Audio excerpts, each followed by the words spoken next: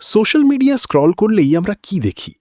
কোনো বন্ধু হয়তো নতুন আইফোন হাতে ছবি দিয়েছে, কেউ দামি ব্র্যান্ডের জামা কাপড় পরে লাক্সারি রেস্টুরেন্টে ডিনার করছে। আমাদের মনে হয়, ইস, ও কত ভালো আছে, কত টাকা, আর আমি। কিন্তু বন্ধু, আজকের এই ভিডিওতেই আমরা এই চকচকে পর্দার পেছনের আসল সত্যটা উদ্ঘাটন করব।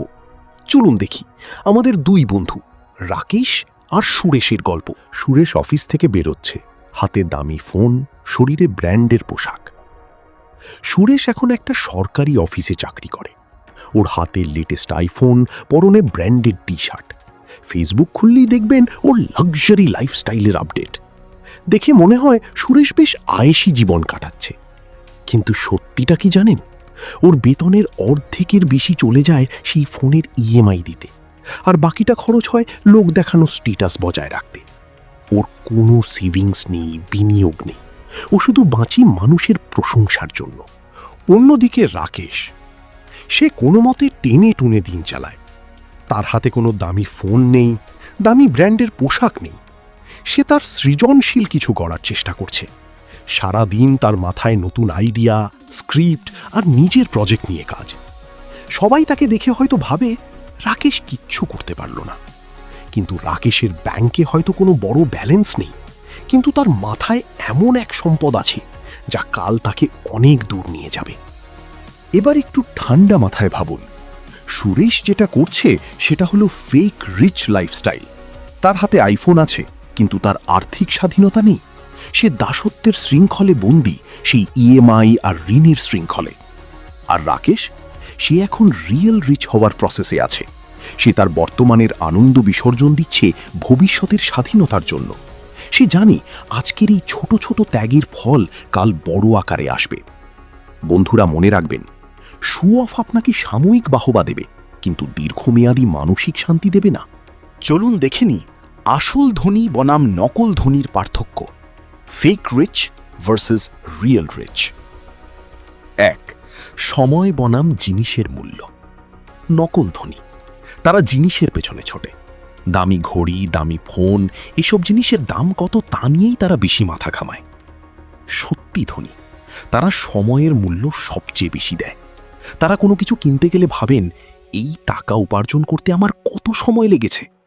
তারা কোনো দামি জিনিসের চেয়ে এমন কোনো সম্পদ বা অভিজ্ঞতাকে বেশি গুরুত্ব দেন যা ভবিষ্যতে তাদের আরও সময় বাঁচিয়ে দেবে বা আয় বাড়িয়ে দেবে। 2. নিয়ন্ত্রণ বনাম প্রভাব।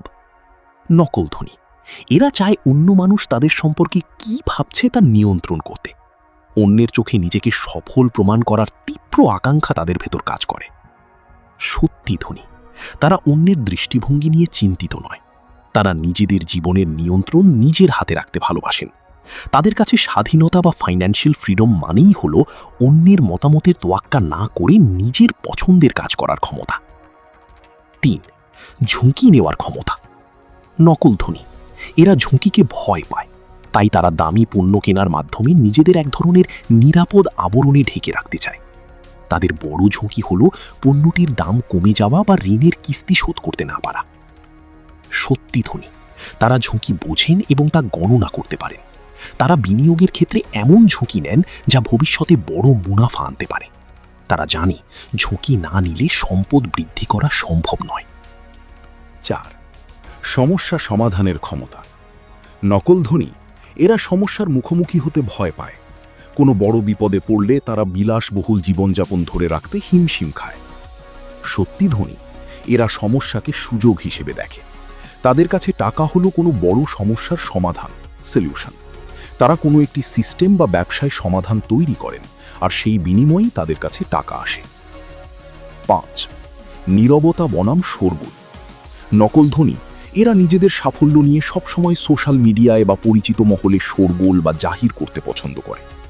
সত্যি ধনী, সম্পদবান ব্যক্তিরা সাধারণত শান্ত ও স্থিতধী হন। তারা তাদের কাজের মাধ্যমে পরিচিতি পান, কথার মাধ্যমে নয়।